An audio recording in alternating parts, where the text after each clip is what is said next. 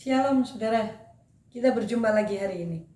Saudara, saya banyak mendengar keluhan-keluhan yang berbicara, aduh Bu Ella, ketika saya membaca firman rasanya kok saya tidak ngerti. Ketika saya berdoa rasanya seperti berdoa kepada tembok kayak mental begitu ya. Ada banyak hal yang membuat saya tuh dengar firman Tuhan juga di gereja itu susah sekali untuk memahaminya, untuk mengertinya. Mungkin kita mendengar tapi kita tidak bisa menjadi pelaku firman. Ada banyak perkara hal yang menjadi pertanyaan-pertanyaan bagi kita. Nah, kadang-kadang jawabannya juga ya, yuk tambah berdoa. Kadang-kadang saya akan berkata begitu, yuk tambah tetap saja baca firman.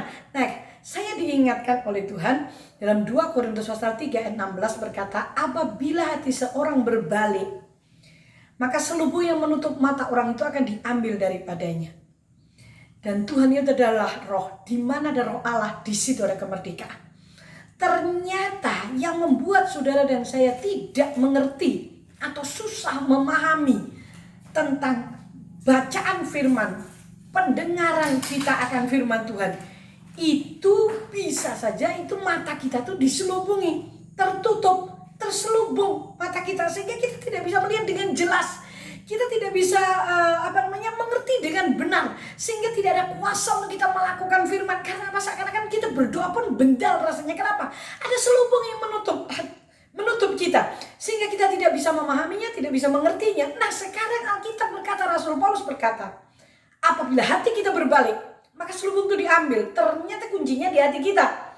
Ketika kita berbalik, namanya berbalik itu apa toh? Kita menyadari apa toh sebenarnya yang menjadi pemisah aku dengan Tuhan.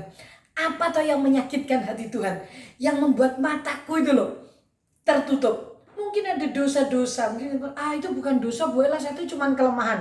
Saya katakan kepada saudara, segala sesuatu yang tidak sama dengan tujuan Tuhan itu dosa. Menurut bahasa aslinya begitu. Jadi sebenarnya yang kita katakan kelemahan itu lebih banyak dosa. Nah, saya ajak saudara untuk berbalik.